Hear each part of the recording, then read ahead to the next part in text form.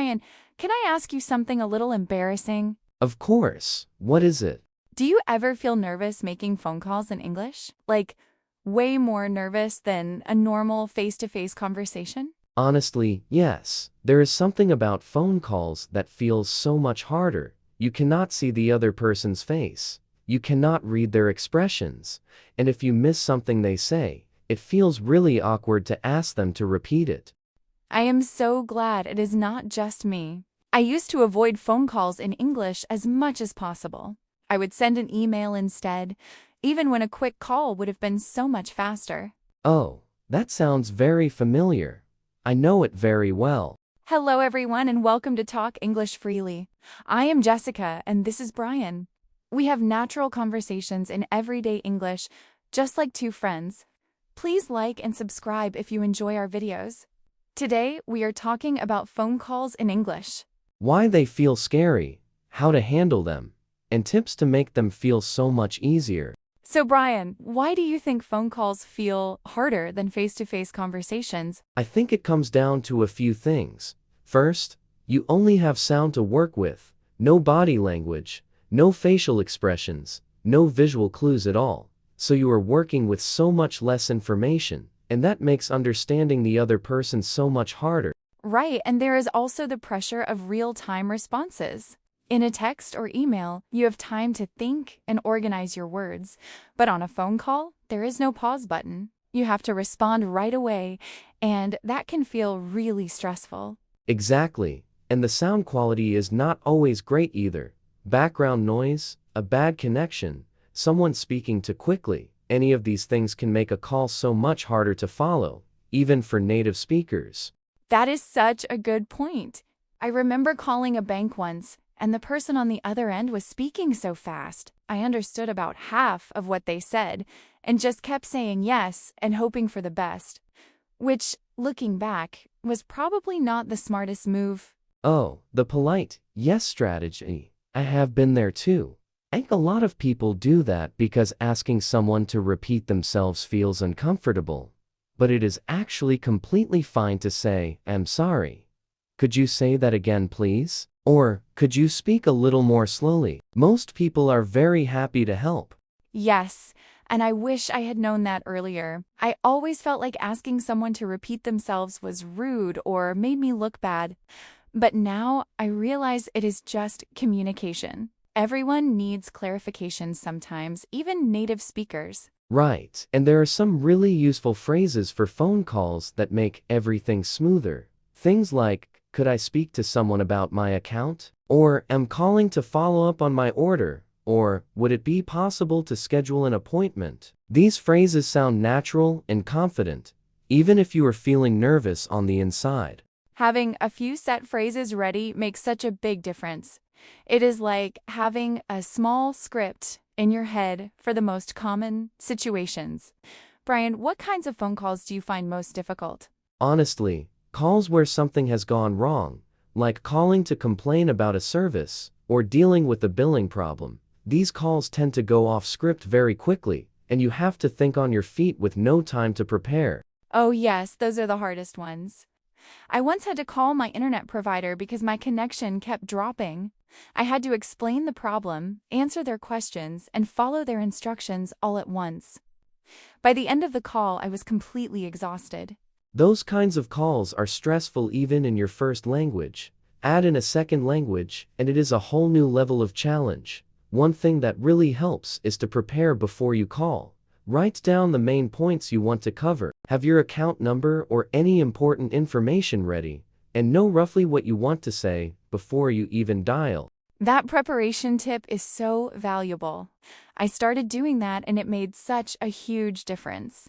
Even just writing down 3 or 4 key points helps you feel so much more in control. And if you lose track of what you were saying during the call, it is completely fine to say, "Sorry, let me just check my notes," or "Give me one moment, please."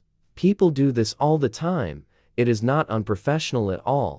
That is really reassuring to hear. People are usually very patient on the phone. They would much rather wait a second for you to gather your thoughts than have the whole conversation go in circles. Absolutely. Another thing that helps a lot is to confirm what you have heard.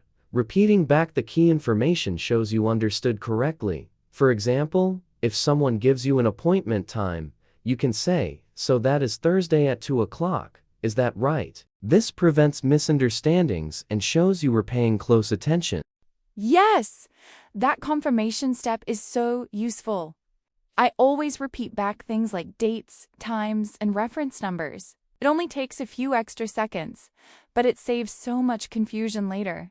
And it also buys you a little extra time to process the information. While you are repeating back what you heard, you are also making sure it is properly stored in your memory or written down. That is such a smart way to think about it. Brian, what about leaving voicemails? I actually find those even harder than live phone calls, honestly. Oh, voicemails. Yes, those are their own special kind of challenge. With a live call, the other person can respond and guide the conversation, but with a voicemail, it is just you talking into silence, and you have to get everything right in one go. Exactly. And if you mess up, you either leave a long, rambling message or hang up and hope they did not hear it and call back to try again, which, yes, I had absolutely done before. Oh, that is so relatable. The key to a good voicemail is to keep it short and clear. Start with your name, then say why you are calling, then leave your phone number, said slowly, and end with when you are available to be called back. That is really all you need. That structure is so helpful. Something like, "Hi, this is Jessica calling about my appointment on Friday. My number is 551234. I'm available after 2 o'clock. Thank you." Simple, clear, and complete. Exactly. And saying your phone number slowly is really important. People often need to write it down while they are listening, so saying it at normal speed makes it very hard for them. I never really thought about that, but it makes total sense. I always rush through numbers because I'm nervous, but the other person needs actual time to write them down. A good tip is to say the number once at a normal pace, and then repeat it a little more slowly the second time. That way, even if they missed part of it the first time, they get a second chance to catch it. Such practical advice. What about receiving unexpected phone calls in English? Sometimes those catch you completely off guard. Yes, unexpected calls can be really stressful. Your phone rings, you see an unknown number, and suddenly you have to switch into English phone mode with absolutely no preparation. I have answered calls before, and my brain just completely froze. I said hello, and then could not form a single sentence for what felt like forever. The person on the other end must have thought something was very wrong. Oh, that freeze response is so real. One thing that helps is to buy yourself a second or two at the very start. Saying, "Yes, speaking," or "Just one moment, please," gives your brain a tiny bit of extra time to shift gears and get ready. Oh, that is so clever. Just a few words to bridge that gap between answering and being ready to actually talk. And if a call comes at a really bad time, it is completely fine to say, "I'm sorry, I cannot talk right now. Could I call you back in about 10 minutes?" That is a very normal and polite thing to say. You do not have to struggle through a difficult call when you are not prepared. Yes, I think many people feel like they have to answer and keep going no matter what. But it is totally fine to ask to call back. That works in any language, and English is no different. Right. And for calls you know are coming in advance, like a doctor's appointment confirmation or a job interview over the phone, practicing out loud beforehand makes a huge difference. Say what you want to cover out loud, not just in your head, so the words feel familiar when the real moment comes. That out loud practice tip is so important. There is a really big difference between thinking something in your head and actually saying it. Your mouth and your voice need practice too, not just your brain. 100%. And after a difficult call, whether it went well or not, take a moment to think about what happened. What phrases worked well? What did you not understand? What would you do differently next time? That kind of reflection turns every call into a real learning experience. I love that approach so much.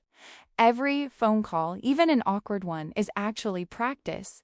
And the more you practice, the more natural and comfortable it starts to feel. Phone calls in English get easier every single time. The first few might feel really uncomfortable and stressful, but after a while you start to develop your own rhythm and confidence, and before long, reaching for the phone does not feel scary at all. It just feels completely normal. That is so encouraging to hear. I remember the very first time I successfully handled a complicated call in English. I felt so proud afterward.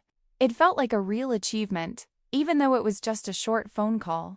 Those moments matter so much. Every successful call builds your confidence for the next one, and it really does get easier with time.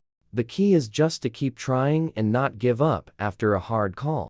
Absolutely. Brian, do you have one final tip for anyone who is scared of phone calls in English? Yes, just make the call. Preparation helps, phrases help, practice helps, but at the end of the day, the only real way to get better at phone calls is to actually make them. Start small if you need to. Order a pizza, call a library, check a store's opening hours. Any call counts, and every call makes the next one a little bit easier. I love that advice so much. Start small, keep going, and trust that it gets easier, because it really truly does. Brian, I want to talk about one more thing before we wrap up. What about starting and ending a phone call properly? I think a lot of people know how to handle the middle of a call, but feel unsure about how to open and close it naturally. That is such a good point. Opening a call well sets the whole tone. You want to introduce yourself clearly and state your reason for calling right away. Something like, "Hi, this is Jessica calling from ABC Company. I'm calling about the invoice I sent last week." That immediately tells the other person who you are and why you called. Right. No one wants to spend the first 30 seconds wondering who they are talking to or why the call is happening.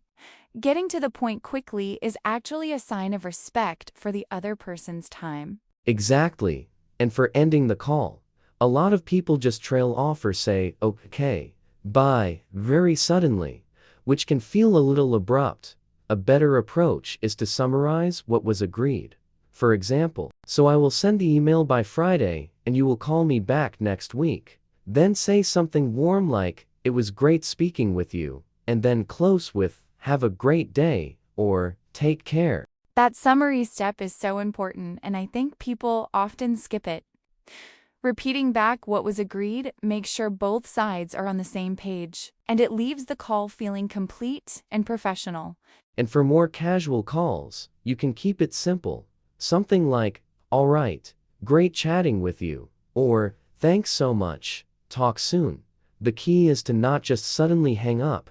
Give the conversation a proper, warm ending. That makes total sense. Brian, what about phone calls at work specifically? I think those can feel even more formal and intimidating. Yes, work calls have a slightly different feel. The language tends to be a bit more formal, and the stakes can feel higher because it is professional, but the same basic rules apply. Be clear, be polite, and listen carefully. What are some phrases that work well in a professional phone call? Things like, "Thank you for taking my call today," or "I wanted to follow up on our conversation from last week," or "Would you have a few minutes to discuss this?" These phrases sound professional, but still natural. They show respect for the other person's time, and they make a good first impression right from the start. And what about if you need to put someone on hold? Always ask first. Never just put someone on hold without warning. Say, "Would you mind holding for just a moment?" And if it takes longer than expected, come back and say, "Thank you so much for waiting." Small things like that make a really big difference. Yes, those small politeness details are so important on work calls. They show that you are professional and that you value the other person. And one more thing about work calls, if you are not the right person to help, do not just say, "Not sure," and end the call. Say, "I will find out for you and call you back," or "Let me transfer you to someone who can help." Always leave the caller feeling taken care of.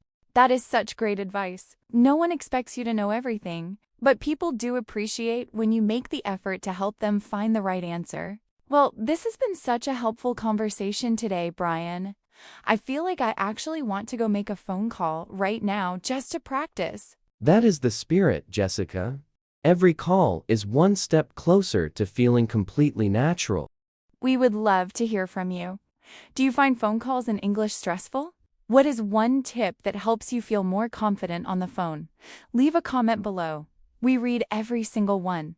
And if you enjoyed today's conversation, please give us a like and subscribe to Talk English Freely. Your support really means the world to us.